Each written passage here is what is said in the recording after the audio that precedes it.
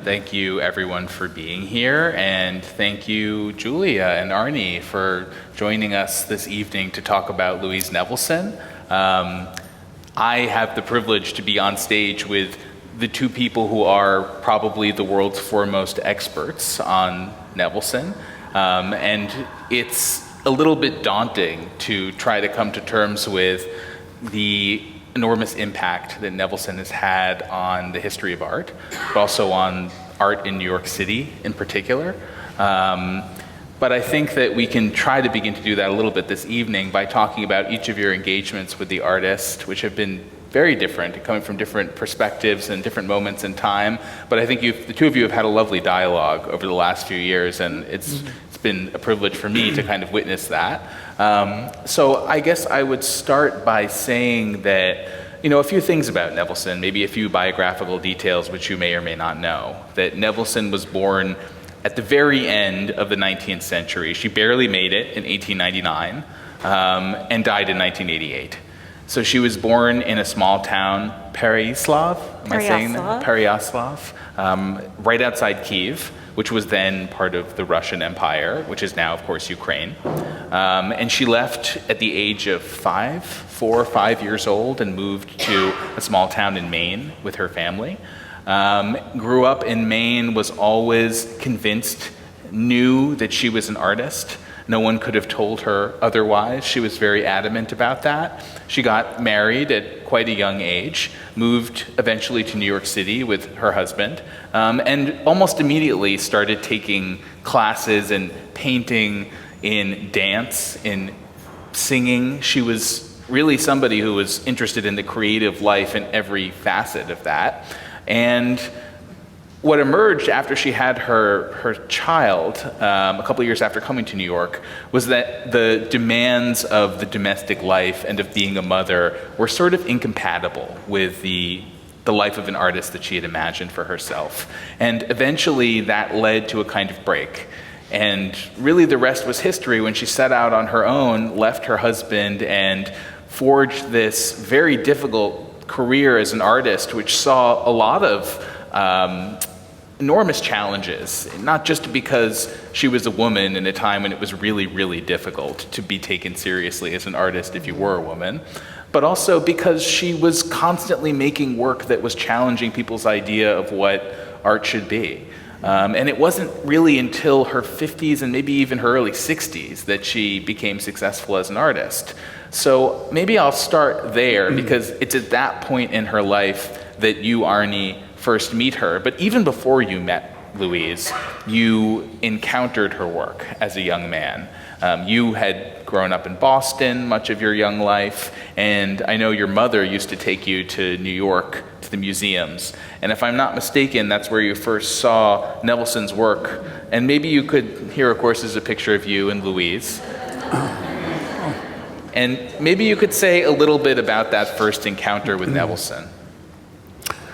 Well, I always liked her work very much. I saw the great Sky Cathedral in the Museum of Modern Art when I was my late teens, I guess. And I've said this before, but I have to confess that when I I was overwhelmed by it. When I looked at the label, I said, "Ooh, Louise Nevelson, I don't know who that is, but this is something great." And I had the prejudices everyone does. Big, muscular, powerful sculpture. Couldn't have been made by a woman.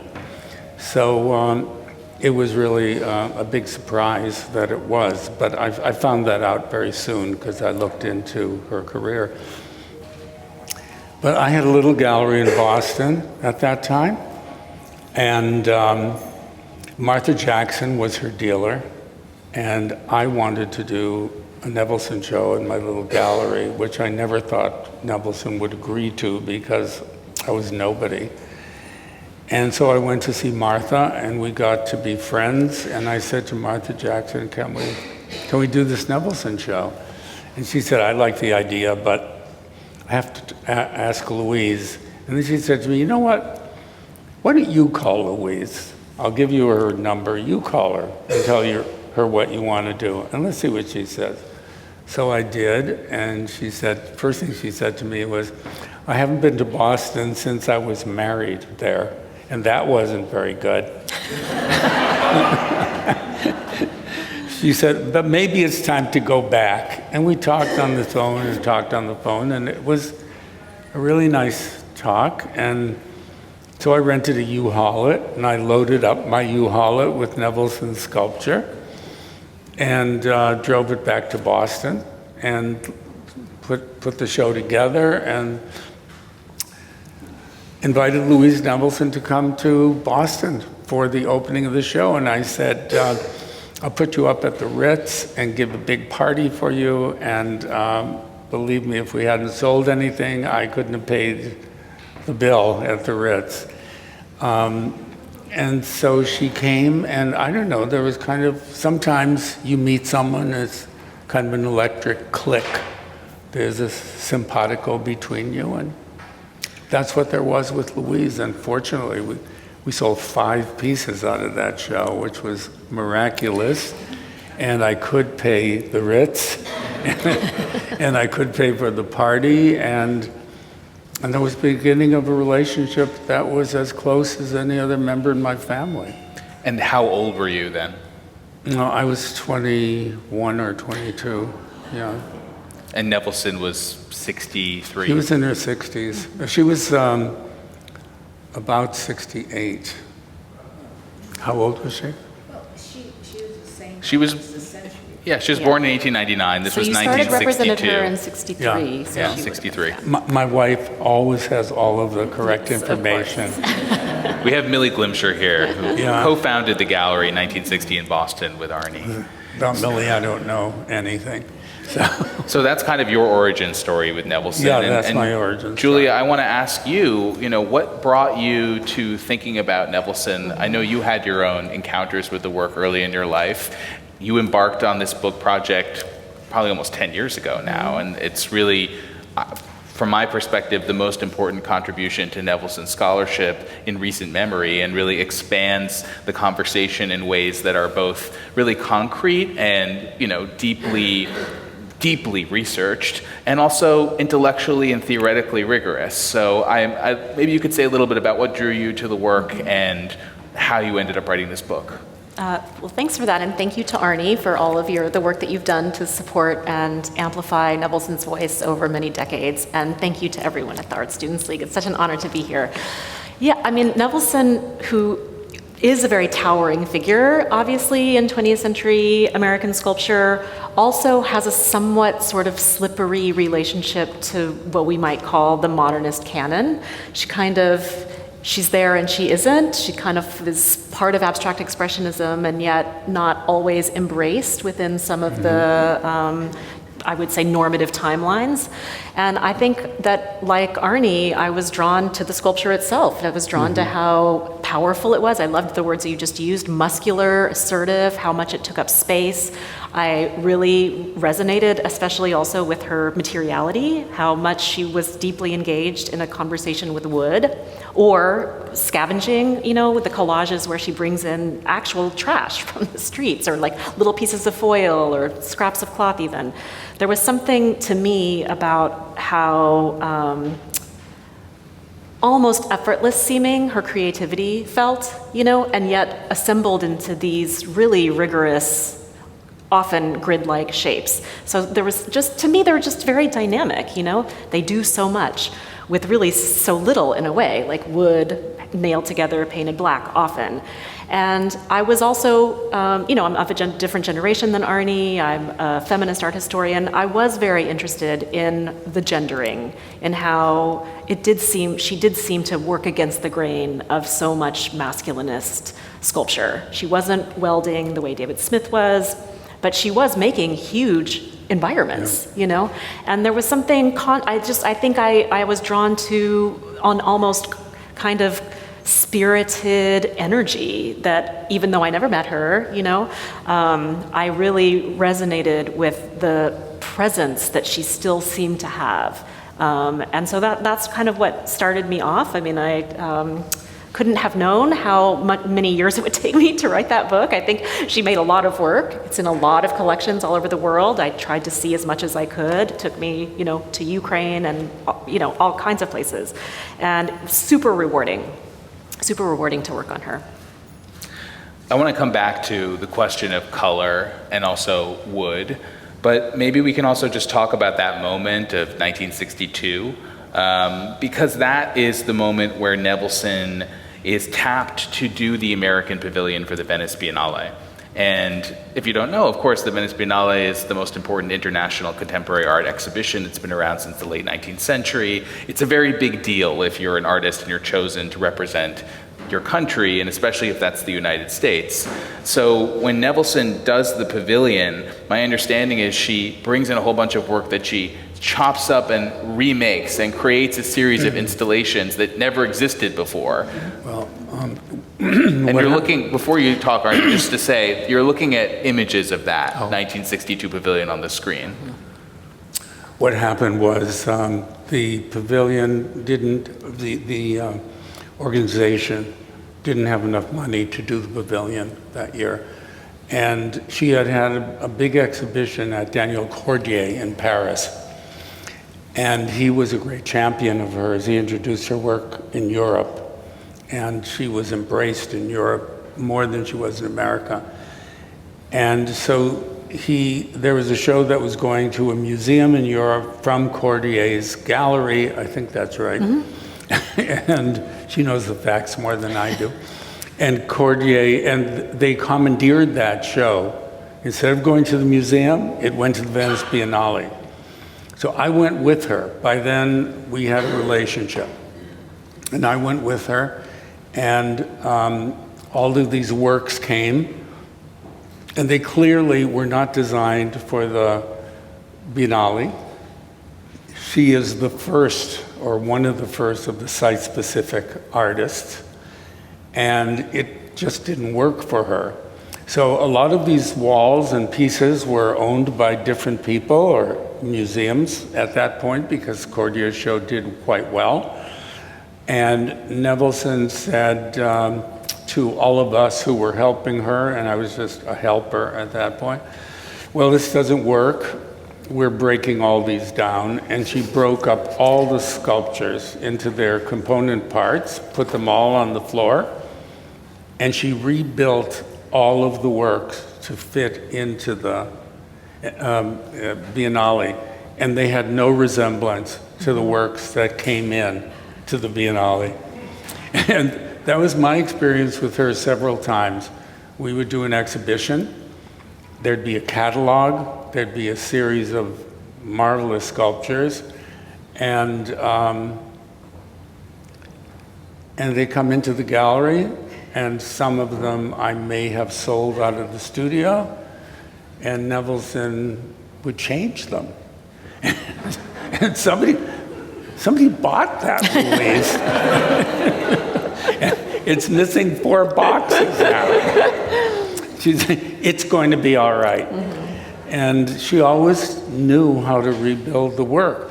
So in a funny way, if we hadn't taken the works out of her studio over the years, there'd be one big Nevelson that would be snaking its way through New York City. She would put everything back together again. But I was thinking about seeing the wall at the Modern just now, and I was thinking, what's the most important thing to me, and I think to you as well, and when we see an artist, is, have we ever seen it before? And it's quite, and I think the great artists, we have never seen it before. It wasn't even in our vocabulary of what art might be. And when I saw that Nevelson sculpture, I thought to myself, there are other kinds of art that I didn't even know about. And of course, she is one of the people who, we talk now about installation art, but when she was doing her installations, which she called environments, nobody was doing that. And I don't want to monopolize the conversation, but I have another little Please do. story. These are precious gems. In the late 40s, I think, someone will correct me, she did an exhibition called The Circus. The clown is the center of the world. And it was made all of pieces that were from the detritus of society. And she built all these characters and animals and clown and it looks like, they're only photographs, it looks wonderful. And she made that exhibition, and one of the newspapers in New York wrote a review that said, we would consider this the work of a new master if we hadn't found out that the woman was an artist. That the artist was a woman. That the artist was a woman. I mean, can you imagine seeing anything like that in print? She sold nothing. Her son was visiting her at that time, and she and Mike took all those pieces back one by one to the backyard of her house. Her family had supported her and bought her a house in Kips Bay, where the big IMP building is now, and they burned it. And I said, how could you have done it? She said, it was a small house. And it was either store all of this stuff in the house or have room to work and make more work. I made it already. But that was what she was against, up against. Yeah, she was up against a lot. And I love the Venice story for so many reasons. One, I think it demonstrates an incredible resourcefulness, you know, like, okay, the work doesn't fit. Also an incredible exactitude, you know, very few artists would think like, oh, this sculpture wasn't exactly built for this space, and that's a very difficult space with a rotunda, and it's supposed to look like Monticello, and, you know, it has a lot of limitations. And instead, she's like, I'm getting right to work, you know? And I think it also demonstrates something that Arne, just to expand on what you said a little bit, the sense that in a way there was one big project, you know? It was kind of all one big project and had to do with modularity, you know, with like bits that could be moved around potentially, but that generated new forms and new meanings because of the, you know, out of that sense of seriality. So, I mean, I think the photos of that Venice installation are so incredible. One room was black, one room was white, one room was gold. Those remained kind of touchstone colors for her, and really an astonishing use of the idea of site specificity, not a term that was in circulation in 1962, but thinking like, I want the work to be sensitive to this environment, you know, and putting scrims over the skylight, very harsh sun in Venice. Yeah. Anyway, and Arne's right. She was, Italy, in fact, was the place where I feel like her reputation had the most luster in a way. Mm-hmm. Like people really resonated with her work there. So it was, and I think 62 was a moment that solidified her reputation. Well, she was, if you think of it this way, Nevelson finds objects. Nevelson finds boxes. She arranges the objects in the boxes. She puts the box away. She makes lots of these boxes, and then she finds the boxes again. It's a constant discovery of new materials and new forms. So when that house is full of boxes, she decides to start stacking them and building them into walls. And I actually think it probably happened in the beginning as an accident, with things being stacked away. But it's such an organic process. I mean, it's like living. She is constantly rediscovering parts of the world and creating a new world. And it is a new world. I mean, these are so much facades of buildings, mysteries of what goes on behind them. I mean, if you think of Renaissance structures where they'd build a building and then Michelangelo would build the front of the building, design the front of the building and stick it on. Well, Nevelson took from Michelangelo the front of the building and left the mystery behind you of what's inside. I don't know, that's just... It's interesting to think about Nevelson's reception in Europe versus the US, because in some ways she needed that validation in Europe to then be re-embraced in the US. She had shown for many years and been working for many years and, as you say, sold very little or nothing and had a really hard time breaking through, even though she was friends with all the abstract expressionists and part of the gang. She just was never quite accepted in that way until after the '62 Biennale. And it's interesting to note and important to note that Julia was the curator of an exhibition that happened in 2022 in Venice, which was a collateral event of the Biennale that year, which was called Persistence, which is, I think, an incredible title because it does encapsulate in so many ways what Nevelson had to do and what she had to embody in order to be successful. But that exhibition, of which you're looking at some installation views right now, was a chance to take stock of what had happened over those 60 years. But I want to think a little bit about Nevelson in Europe, because even going back to the early days, even going back to her time at the Art Students League, it was studying here in the 30s, as I understand it, that she heard about this great teacher named Hans Hofmann. And that led her to go to Munich and study with him. And then when he came back and taught here, she came back and studied here again. So her engagement with Europe and European art, and let's say someone like Picasso, but also maybe Schwitters and other European artists, European modernists, is so important. So maybe that's something to think about. You could speak to a little bit. So she started taking classes here in the late 20s. And she, as Oliver already mentioned, she was, just a very rapacious learner. She was taking vocal lessons from a voice coach at the Met. She was learning about metaphysics. She was taking dance lessons, painting, drawing. I mean, she just wanted to learn. She was like studying. And she bragged that in those classes at the Art Students League, she would get 100 plus. That's something that I read. 100 plus, which as a teacher, I can tell you there is no such grade. But just to say Not in your class, anyway. That's right, that her talent, was obviously recognized. And yes, she heard about, and actually I wanted to ask Arne, this was a name I wrote down on the one thing I have on my notes that I wanted to ask. She studied with someone, Kenneth Hayes Miller.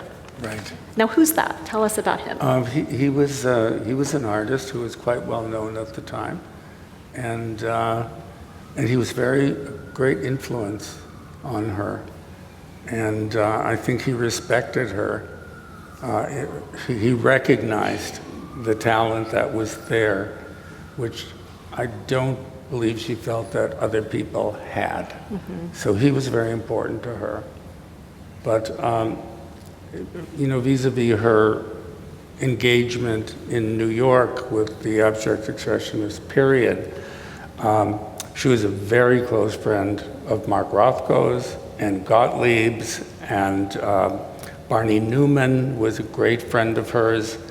And I actually met all these people through Louise Nevelson. She introduced me to every one of those people I just mentioned, and I wound up showing all three of their works. But she was friendly enough to call Mark Rothko and say, this kid, Arne Glimcher, would love to meet you. Should we do a lunch? Could I bring him to the studio? And she did, and started that relationship. And Barney Newman, the same thing. I mean, I revered his work. I had no contact with him, and he was quite reclusive. And, so Louise was part of that group. And for the most part, they were all emigres from some Russian community, which is also interesting. And they were the first flourish of, Jewish artists in America. And so there was that relationship that clicked. And all of that had a lot to do with her identity and what she made and how she made these gigantic worlds. Because she was building a new world, a world for herself, a world she fit into, because clearly she didn't fit into. Well, on that describe. note, just going back to the question about her travels to Europe, she did hear about Hans Hofmann, legendary teacher at the Bauhaus. So she went to study with him in Germany, and of course this is 1931, and the writing's already kind of on the wall that Jewish artists are not welcome, no, Jewish people are not welcome, and not just that, they're on the cusp of being annihilated because of the rise of the Nazi Party. So Hofmann shuttered his school. She, was a film extra briefly in Europe, Right. kind of got a sense of like the frontality of cinema, and then comes back to New York and, resumes her studies with Hans Hofmann here at the Art Student League. And George Grosz was also a teacher, which is a fascinating. It's fascinating to think of him being her teacher. She herself also taught under the rubric of the Works Progress Administration, and so she was just someone who always had a relationship, I think, to teaching and learning. Mm-hmm. And of course, many of the artists that you mentioned also studied at the Art Students League, and I think she and Rothko may have overlapped briefly. He was only here for maybe a month or two, but I think 31 was an important year. I want to shift gears a little bit and talk formally about the work. The color black.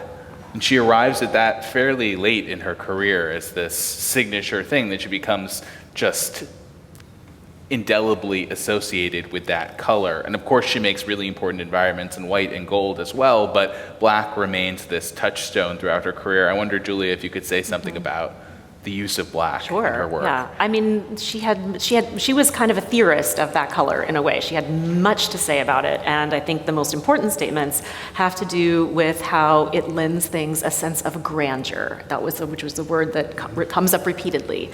That it's kind of a magnificent color. It's not a negation of color. It encompasses all the colors. When you paint even just a hardware store dowel black, it takes on, it becomes greater than itself. So these are really interesting things to say about this color. She felt it. She actually she contrasts her use of black to Ad Reinhardt's, which she felt was very phobic. That's the word that she used. Like he was it was less embodied. Like her embrace of blackness had to do with like expanding things, and the idea that like depth is going to space will expand and recede. And for me, the blackness really. One thing I feel like I learned being a student of her work and standing in front of so much of it in person is that the blackness it's not monochromatic. It may all be one color of paint, but because of light and shadow and depth and recession, there's all these variegations. There's actually so many shades happening in a Louise Nevelson. And I got very interested also in questions of the maintenance of these pieces, how dust accrues on them and how dust actually becomes sort of part of their life or their afterlife. And, I always am asking questions about process and materiality and labor. And so that became another interesting thing for me to think about, is how, yes, they're black, but no, they're properly speaking, they're not really monochromes. Mm-hmm. And it can be very deceptive in reproductions. Very, very deceptive in reproductions, when in fact, the light is hitting that. Often, sometimes the paint is very matte, and sometimes it's just, hardware store paint that has a little reflectance. So, lots of grain. Grain is still visible. A sheen. Exactly. Arne, do you have?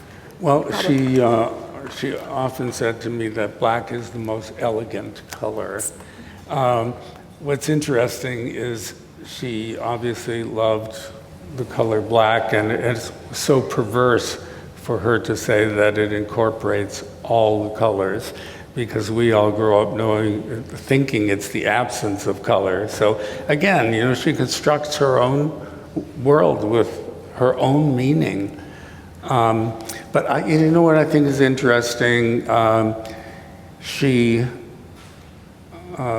uses black, but she dressed in color. You never saw Nevelson in a little black dress, but in the 30s and 40s, she was very chic, fashion-wise. There are pictures of her, and she's dressed like a movie star. Mm-hmm. She married a rich man, and she clearly married this guy to get out of Maine. She was not very interested in him. He was much older than she was. And as she said, he was not my idea of a Prince Charming. He came to Maine on business, and it was the custom that Jewish families would invite traveling Jews for Shabbat dinner into their homes. And I remember my grandparents always had people from out of town that were there for Friday night dinners. And he was invited to their family's house, and that's how she met him. And her parents thought, this is a good catch. He's a rich man from this company that imports fruit from the tropics and has a shipping line. And she had a glamorous house on Riverside Drive, and she was offered all the tangible things that a bourgeois person would want and celebrate, but she wasn't a bourgeois person. She wanted more. She always wanted more, and I think she got most of what she wanted, but there could have been more. She was very, very famous by the end of her life. I could walk down the street with her. She was much more famous than Warhol. Everyone wanted her autograph. And she was a conspicuous character, as was Andy. You'd recognize Andy immediately by his mop of silver hair, and Nevelson always was looking for some glamorous. But as Agnes Martin once said to me, and she and Nevelson were friends, and she said to me, Nevelson and I are just alike. She dresses up so nobody can see her. And I don't wear anything in the hopes that they won't notice me. Amazing.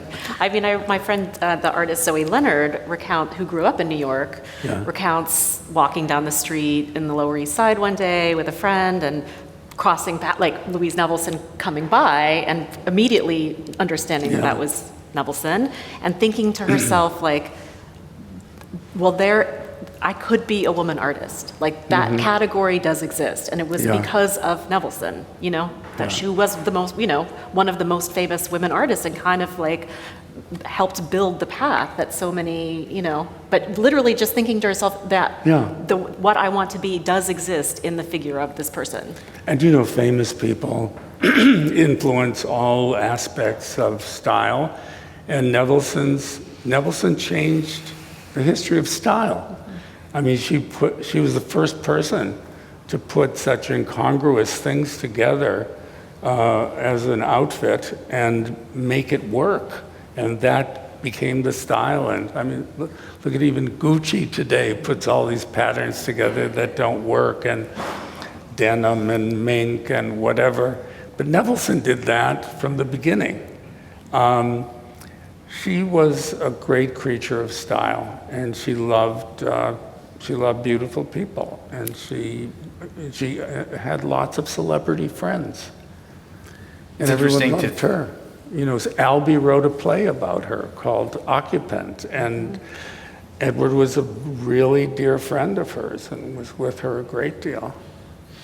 It's interesting to think about, the sort of domestic life that she had early on and how some of those domestic references are present in the work, and you talk about this in the book in a really interesting way. So on the screen we have one of her dream houses, which is, we think about Nevelson for her big muscular walls. The dream houses are something else entirely, and I wonder if you could say something about that body of work, and also how you've sussed out some of the domestic, but also the references to sort of women's worlds and their lives in her work. Sure. So this is a series. There were 37 of them total that she made in 1972 and 73.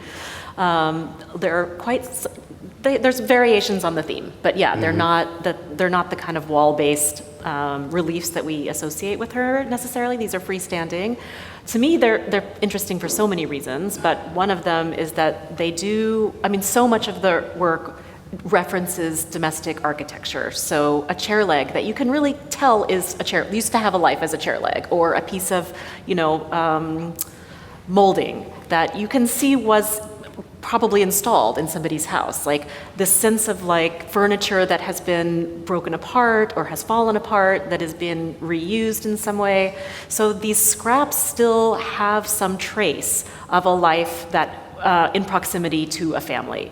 And the dream houses, I think, also in their form, they evoke a habitus or a dwelling. So they really push back against the characterization of her as an abstract artist. So to me, that's one of the things that's really interesting is, she was mostly an abstract artist. She also always had this reference, or often had reference to the recognizable world, in that there is a seat back, or there is a mattress board, or there is, something that we recognize from the world that we live in, but totally reconfigured, totally made over into something new and something else. Can I inject one exactly. thing? Yes. I remember that she, in the gold walls, there are several toilet seats, and she's using that oval shape. And I remember somebody asking her, and I overheard this at a museum opening, isn't that a toilet seat? And she said, is the halo around a Madonna a toilet seat? She clearly had an incredible sense of humor. And, so there are these smaller, domestically referenced and scaled works that have these sort of intricate interiors. Then, of course, there's something like Nevelson Plaza, and these really large-scale public works. Can I just say this one? But don't you also think that they're, in a way, doll houses? Mm-hmm, sure. And she's a woman, and she had a doll house. And she played with things like that, and that's part of her right. Yeah, absolutely. Yeah, so I'm sorry, go ahead. No, I was just going to contrast something like the Dream Houses to Nevelson Plaza here in New York. So she also did work in steel and at a very large scale. So taking up space was absolutely. Her first public commission was in 1969. It was at Princeton, a piece called Atmospheres and Environments, and she quickly became a very sought-after public artist and has major works in dozens of cities across the country.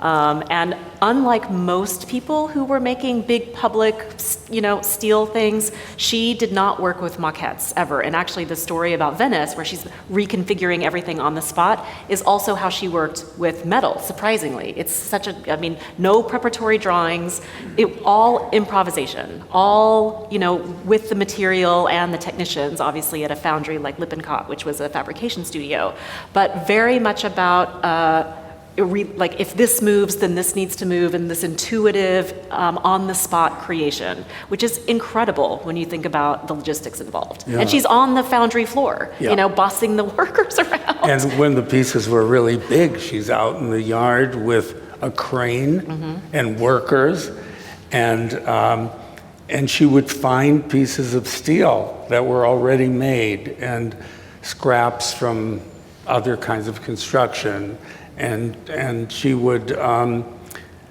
she'd say, let's pick that piece up and put it a couple feet from the top, and they would stick that together, and that might be 25 feet in the air or 30 feet in the air, and then another piece goes up, and then another piece goes up, and then she tears them apart and says, no, that changes, this changes. And it's just like working with small pieces of wood at her dining room table, but she's working with a crane and a whole retinue of workers that have no idea what she's going to ask for next. Yeah, it's extraordinary, really. Nobody ever did that, I don't think. And of course, very different from that, but equally important as a public space is the Nevelson Chapel, which is just a short walk from here, and which just underwent a major restoration and one of New York City's great devotional spaces, but also just an incredible sculptural environment that if you haven't been to, you should absolutely go and check out. And I think this is a picture of you and Nevelson, Arne, working on that space together. Julia? Well, I want to hear Arne's stories about it, obviously, of course. But I will say this was the first woman to lay claim to the chapel as a form. The Rothko Chapel had preceded it, the Matisse Chapel, but this is Nevelson getting to have that as a venue, and it's really a really major deal. That the chapel as a kind of space for contemplation and a kind of sacred portal. Well, when the Rothko Chapel influenced her. That was, I think, the most important influence. And we had both been to his studio while he was making the chapel paintings, and Nevelson was very, very impressed with those pictures. Those were some of her favorite paintings. More variations on blackness, of course. What? I said it's more variations on blackness, of course, those paintings. Exactly. Yeah. She loved those paintings. And I remember when Barney Newman painted the Stations of the Cross, she was kind of outraged. She said if he had made a chapel, it would be one thing, but painting the Stations of the Cross? But anyway, but she loved the idea. It wasn't about it being a Catholic chapel. It was about the opportunity of making a place for contemplation where people could come. And it was also the idea that there would be a permanent environment where all of her environments have been torn apart and pieces sold separately. And nobody had the vision to keep most things together. I think the biggest group is the Chicago Art Institute, has a huge white environment that's maybe half of Dawn's Wedding Feast. Well, she was furious. In 1959, she was invited by Dorothy Miller to participate in a show called 16 Americans. And she was by far the oldest person in the show, or the oldest woman.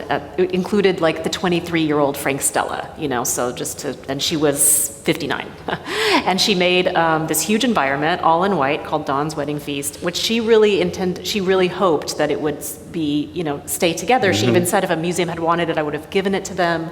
But it was broken up and sold for parts, and still to this day, there's I think MoMA has 2 totems, or just some little shard, really, of the totality. The greatest environment she ever made. Yeah. But when she made that, she had worked in black. Dorothy Miller invited her to participate in 16 Americans. It was a very big thing. She waited, as you said, a long time for that. And so everybody was expecting a black environment. And she didn't tell anybody what she was doing until just before the installation. And suddenly there was, no one expected that. And a lot of people were disappointed. But she said, I had been working in black for so long, and I was interested in the first light of dawn. And so it became Dawn's Wedding Feast, which was also a very strange title for somebody who was not very interested in marriage or had a happy marriage. But I think it was, in a way, her compensation for that. She created this, beautiful wedding feast that she never had. But sorry. No. I think, it's what's stunning from the pictures. I have it. But great. Also it has a certain